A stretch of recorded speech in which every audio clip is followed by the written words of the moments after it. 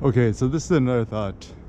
If you approach life like you're a video game designer, how would you approach it, and what are the fun, interesting, novel perspectives you could share? So the cool thing with the GoPro 360 and Fusion is trying to get lower and getting kind of weird angles that you might otherwise not get at.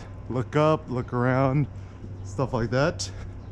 And essentially the more visual shapes, the more geometry, kind of the better. And so yeah, I even know for myself, I grew up playing video games and I love video games and stuff like that. And so it seems like one of the most fun things to do actually is to, when you're out shooting and stuff like that, to kind of look at the world like a video game and sports. How's it going, man? Starting to look good. Yeah, good, man. Yeah, keep it up. Very involved. Make sure no one does chin-ups on those bars.